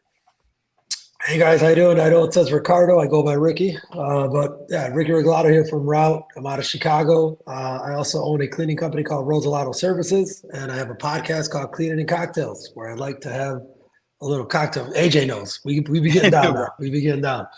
But no, yeah, I've been in the business for 8 years. Built a family cleaning company. Now I built the software as well for the industry, and just having fun, man. Having fun is this is, you know, it's not a sexy industry, but when you get together with like-minded people that have the same grit and tenacity, right? It becomes fun because this is a recession and pandemic proof industry. Yes. And it is very lucrative, and it is very fragmented. So with fragmentation comes opportunity. With opportunity comes success. Hey, Ricky, I want to give you your flowers, man. There's a saying that he said, here we go. There's a saying I say, take advantage of all the inches around you, you know. Mm-hmm. So Golden asked a question about how could he expand his company in New York, man. Whatever apartment building you live in, use that one. That become. But Ricky, me and you had a conversation, man, a few months ago, and you said, I'm with the Goldman Sachs program or whatever. I met somebody, and I heard. I said, "Well, let me sign up for that." So I ended up signing up. I got accepted. I used your name and everything. I told you the person that referred me, and it's a great program, man. I can just say I appreciate for even sharing that with me, you know. But people who are out there, when you're having conversations with different people, and when we're on these different podcasts or lives. Listen to what people are talking about. Listen, you know, and document it. Like he said earlier when I was talking, he's taking his pen down and then put action behind it. Miss Johnson, the only way she was able to do the residential and corporate was she went and did it. She put some action behind it. So, because I'm seeing a lot of people buy courses and different things like that. Yeah, don't put no action behind it. Don't get it. Yeah, don't get it twisted. I mean, respect to the guys or the people that are pushing the, you know, build $1 million business without cleaning. That's not for me. I mean, I had to clean for the first 4 years of my company. Yes. And I would not take any day back. I don't care how hard it was. I am now the best salesperson, the best trainer, the best HR, the best recruiter, because I cleaned all that time. And you learn, man.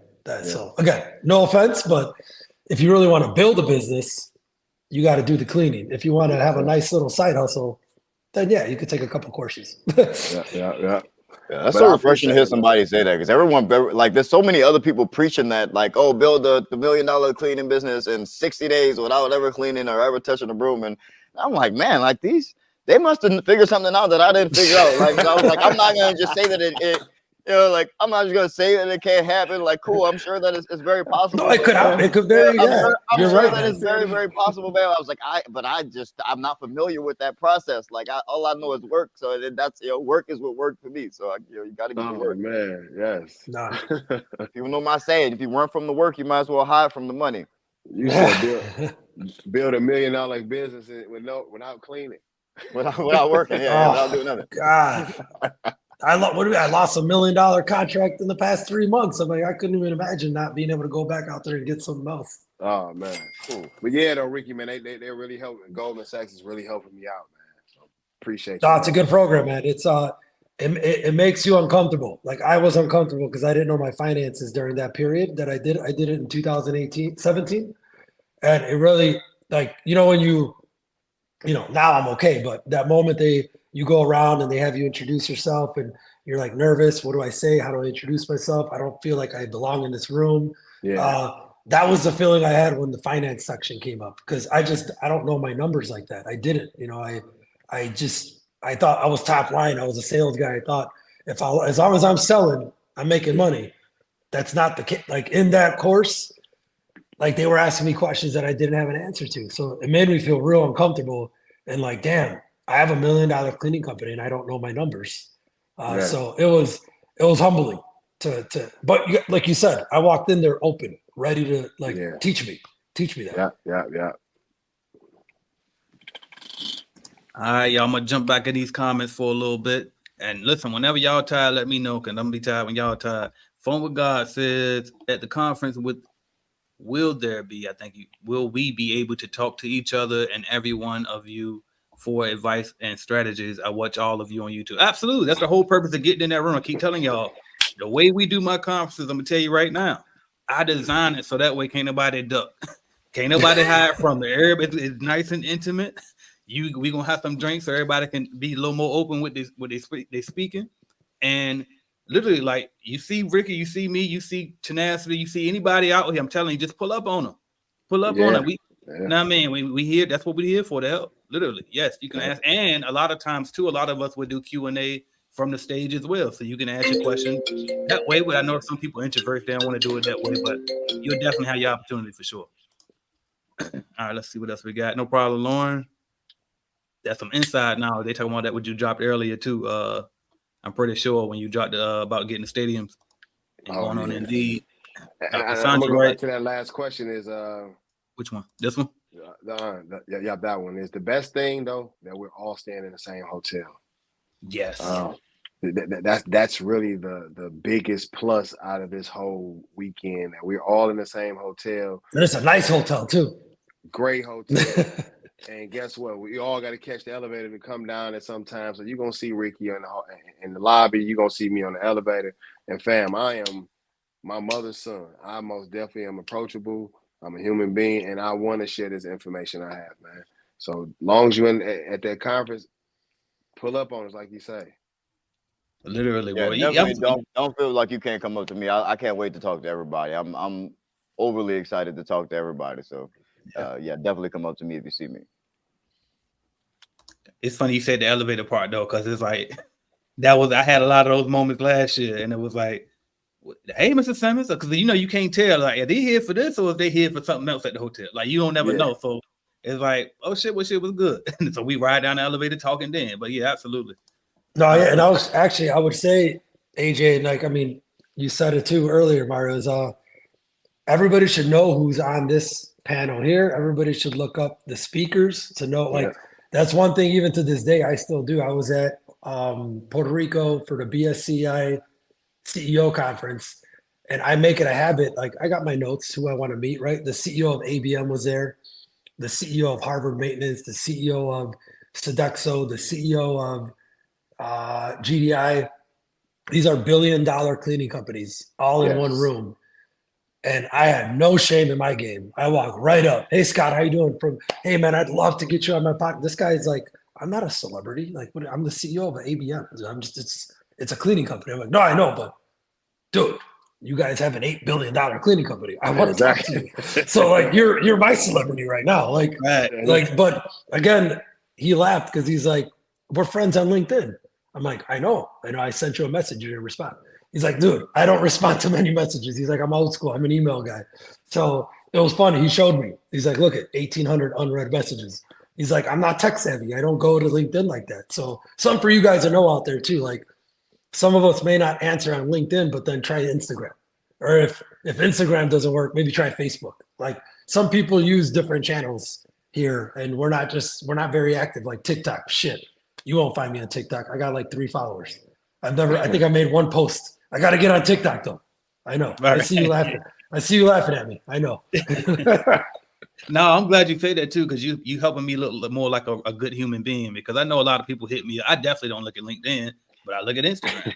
I don't look at Facebook at all. Like, you go in my inbox, I definitely not doing that because too many local people there, they're gonna really worry me. But so it's like I ain't trying to ignore you. It's honestly, I probably don't see it. You know what I mean? So be clear on that. Just fucking email me, aj@cleanbusinessnetwork.com. I look at all of those. For now, and at some point I'm probably gonna grow and somebody else gonna be looking at those. You know what I mean? Actually, I got somebody that's already in training for that. But you know what I mean? So I'm glad Ricky brought that out though. Just keep basically selling. Everything is sales. All right, Tony Flood says, I've learned so much from you guys. I'm picking up more contracts. I listen to everything you guys say, you guys be saying. Plus, I follow through. Keep sharing the info. That's what's up. All right, Cassandra says, man, I wish I could come. Y'all are great. Been watching all y'all YouTube channels. Thank you for blessing us. Absolutely. Come on, Cassandra. What's going on? What's the hold up? He's been advertising for at least 6 months. Come on. Look, get him. Your ordinary Chris says, how to vet cleaners? Do you have scripts available? Good question. I'm shutting up. I'm letting y'all jump in. I mean, yeah, I look at it like you have to have some type of script available, but I know we about 2 hours and 40 minutes in. By this time, Chris, that's his last name. You should have a ticket to the conference, my baby. So, but I can just tell you, yeah, you should have some type of script. But I will go deeper into that at the conference. No, that's facts. Meet us there, and you are expert at staffing. You have an actual staffing company, so he definitely can help you better. And I will say too, we got a script and is in my course inside of when you join Clean Business Network. So if you want that, that's in there. All right, let's see what else we got. Dante says, I'm doing the cleaning. That's more money in my pocket. Well, here's the thing, Dante. We're going to get to you in a minute on that. And more money in my pocket. I have enough clients to hire workers, more money in my pocket, though. So that's the thing. You got to do some soul searching on this, though. Because it's like, do you really want to build a multi-million-dollar company? Because you're not going to be able to do it if you just committed to doing it that way. But if you're happy with doing it this way, hey, go for it. It's definitely less stress. I tell you that. So, but yeah, a lot of people think they want to own a business, but what they really want is to be self-employed, because you can't make a lot more money when you can control your income yourself and be working for yourself. A lot of people get to that 90, maybe 100K, and they're doing all the work, and they're like, well, shit, I really don't. This is all I need, actually. Actually, I'm good. I don't think I actually want to take my money and put my money back into the business to try to grow. I don't want to go down. I want to stay right where I am. And some people get comfortable right there. So that's where a lot of people live, and there's nothing wrong with that. The industry needs that as well. That's really how I got into the stadiums, man. I had to do like 3 or 4 accounts in order to pay a lot of payrolls. So that's a great idea. We got a fan in here, Ricky.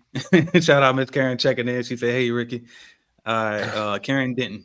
All right. Here we go. Dante says, I'm doing. Oh, I already got that one. Shout out to Tequila checking in. Cassandra Wright says, yes, I had my son helping me with my post-construction jobs when I started last summer. He's in college now and said, am I still working this summer? Yes, sir. Thank you for your response. All right, but that was from tenacity there, talking about working in there with the kids.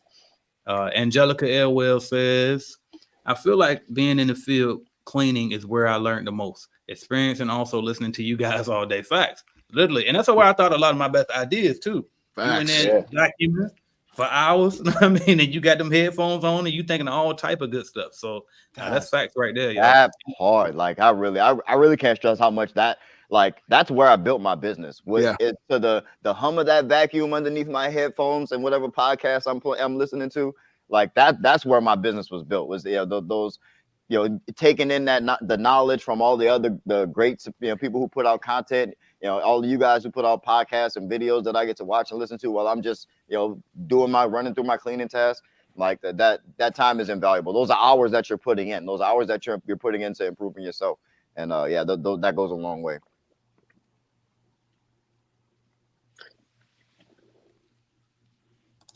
Which Cassandra said, my son decided to go for a $40,000 school scholarship.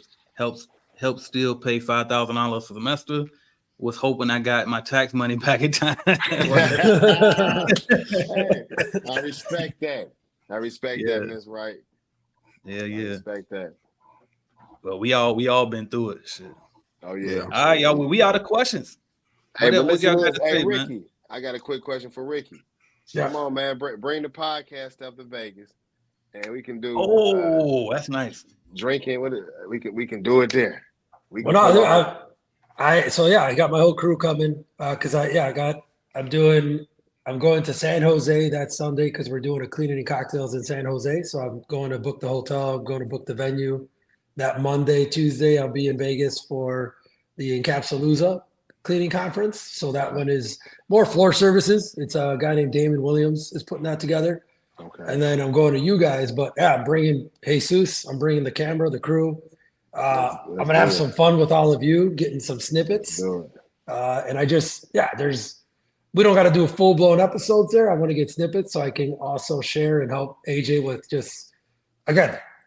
AJ, you're going to have one angle. I want to bring a different angle for you on just behind the scenes. Cause you guys are in it, man. You're planning this shit. The event is so hard. Trust me. I know how hard it is to plan an event. I'm going to get shots of all you guys without knowing that there's going to be a shot. And then putting together some fun stuff, man, because this is a cool, dude, this is outside your comfort zone too. You guys are putting this together not in Florida. So this is exciting. I got to tell you. So I want to capture some of these moments that you guys are putting together. People really got to know this is not a one-off thing. This is your third year doing it already. So it's just going to get bigger and bigger. Yep. We got to figure out how to do things together. So Hey, let me ask you a question. Is that Debbie money told me sound about only that ringing in my ear? Oh, Or is that just how my mind is? Or is that money sound ringing in everybody's ear? I mean, I don't know. I hear it over here too. I definitely heard it. That's my mindset. I think like that. I don't know if it's an idea going off or something. Oh yeah, my camera guy is coming too. So yeah, I definitely have plans to have content with or about everybody there. So and be clear, our budget is limited this year, so all of the cameras are more than welcome because we're gonna need your help this year for sure. It ain't gonna be like the last 2 years. I said that earlier. So everything y'all shoot is gonna be a huge help. And then what I was gonna say was Debbie told me about another conference. So that's probably the one she was talking about because I think she's speaking at that one too. And I wish I would have known whoever's hosting that. I should meet him. We could have partnered on that. So I remember I was trying to get you guys together. Yeah. And then I know because he's gonna have he's gonna have some good speakers there too. But again, it has a lot to do with floor services, like floor encapsulation, hardwood finishing, strip and wax, like very floor heavy. Courtney's going to be there. He's going to be putting on a session. But if you see the agenda, it is very floor heavy. But I did tell him about your event. So I want to connect you guys regardless, because there's the 28th, there's overlap right there. So if people know about your event that are going to his event, they may stay over, right? Like they're staying at that event's at the Plaza. So they could stay that 28th, right? Because I'm leaving that hotel the 28th and coming to you guys. So I'm going to be pitching it while I'm there, but I'm going to put you guys in a text message because I think you might have to pull up a little early, AJ. Yeah, come a day early. I mean, you guys should come a day early. I mean, his event. Yeah, man, that's not. Yeah, because I'm getting there on Monday. I'm definitely gonna obviously get a little bit of family time before the rush come in, but yeah, no, I definitely pull up there. Hey, Ricky, I have a question for you too. Wasn't there just a cleaning conference where, like you said, the owner of ABM was at? What was the name of that? So it's called the BSCAI CEO seminar. So they have that once a year, and it's in January. I'm sorry, one more time. BS what? BSCAI. Okay. So if you go to bscai.org, that's the organization. That's where Jason Lee is on the board of directors at BSCI. Yeah, me and Jason just had a meeting. He just flew into Detroit about 2 weeks ago, and he was telling me about that because I had literally the same thing you said. I have ABM's. That's my screensaver. He is literally. That's how I'm trying to manifest that in. He's like, "Oh, that's crazy! I just met him at the conference." No, dude, yeah. Like he's literally super down to earth. Like, I mean, he flew in, flew out just for the speaking session that he had. But like in that room, in that one day, there was about $20 billion worth of cleaning companies in one room right there. I mean, granted, that was like 30-40% was him. But the others, there were some big guys. And it's like, I'm a medium-sized business, but to walk into that room, I'm a small guy, right? With lots to learn and exciting to meet everybody. Like that's the way we got to be here in this room is, again, it's a very fragmented space. So if we can help people cross that line to the $1 million mark, we're doing a good job because there's only 7% of cleaning. I call it the 7% club.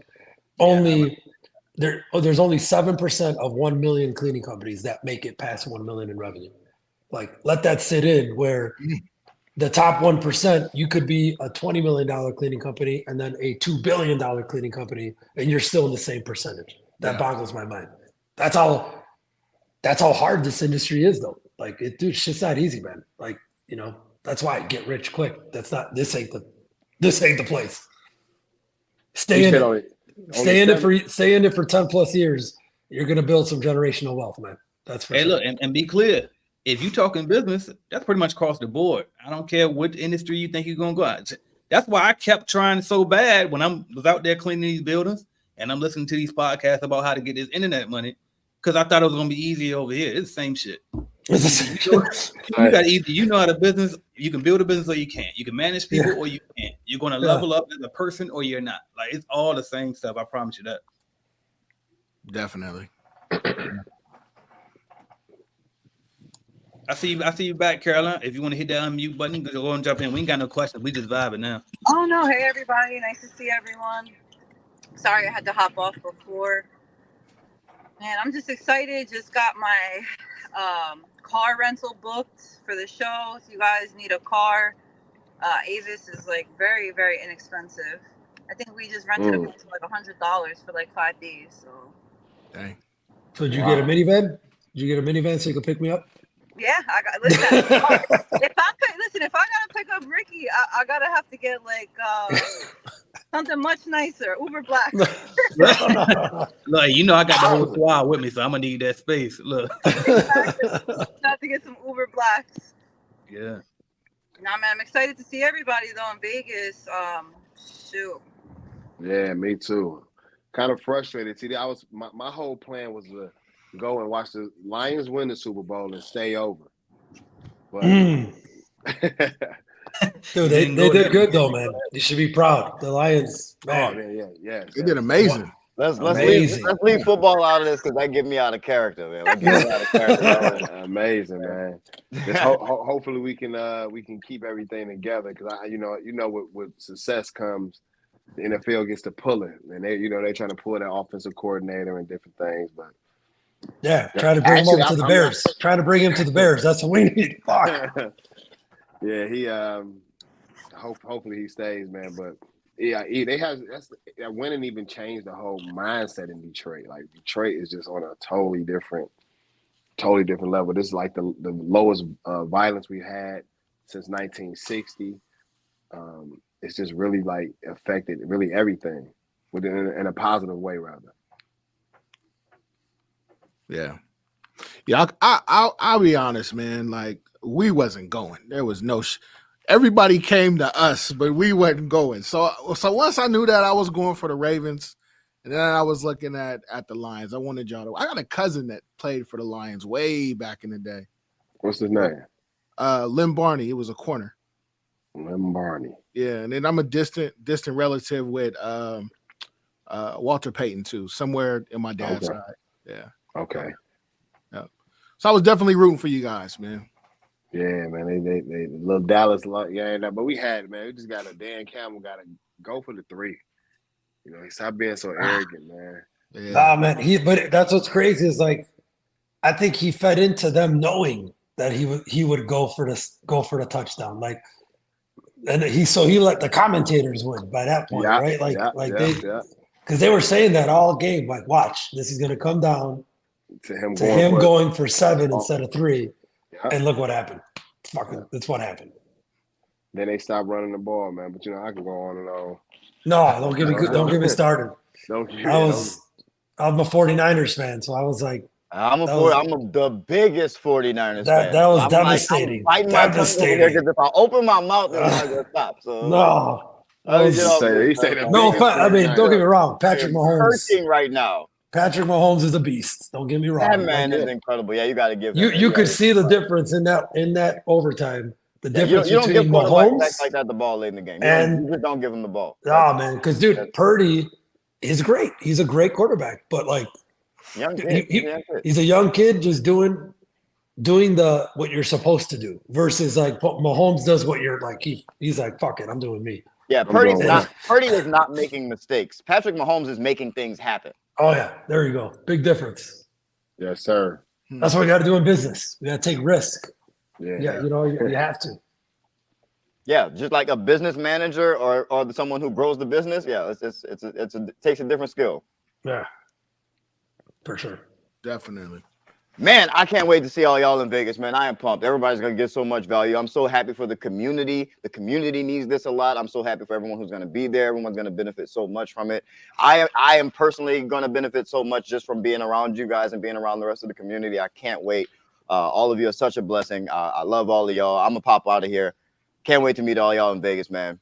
Y'all have a good DJ, one, I got one thing for you. Pop off. Are you gonna bring your stuff too, your podcast and everything? Oh yeah, absolutely. Like I said, the choice is yours. I will definitely be making content with or about each one of you. Okay. So the choice is yours, whether it's with you or about you. But everyone's gonna be in my content. Let's get it. Let's get it. So yes, absolutely, man. I'll see y'all there.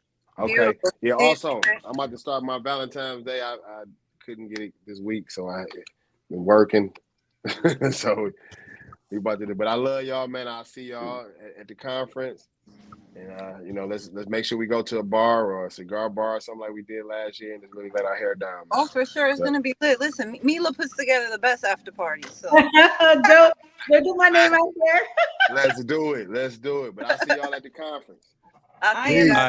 Peace. Appreciate you. Yes, sir. Yeah, man. I'm excited. We getting tying up all the loose ends here, making sure we got everything taken care of, so we don't have to hit no speed bumps while we gone. But I'm excited, man. I'm juiced. We're not gonna bring the kids this time, but they gonna come next time. But yeah, I'm excited to see everybody there. So me too. I can't wait to see you guys.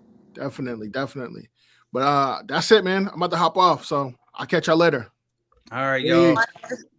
And I'm definitely gonna head my way out too. I know I've been in the office for way too long, right? And I got to take this long drive home, so I'm definitely gonna wrap it up. But might as well do it formally, right? So if y'all want to say something real quick before we go, we might as well do that, right? Yes, you guys, please be sure to get your tickets. Okay, we only have about 12 hours left in the day to grab your tickets to the conference. Yep. Today is the very last day. Let's go, and I look forward to seeing everybody in Vegas. All right. You won't regret it. That's what you absolutely won't. All right, y'all. Well, we out of here. Thank y'all so much for watching. Thank you guys for coming out. And I think I'm gonna drop my song as soon as I can find it. And here it is. Here we go. Headed to the top. Ain't none of y'all stopping me. Used to say I never get a ring. Charles Barkley. Now I got a wife, got kids on property. Bubble-eyed beans that look like that be watching me. Okay, I lied about the beans, but that was hard though. I'm still in that black act, but she starred though. Cause that's all it takes. Don't flash it for. I'm on my grind, not no more fashion show.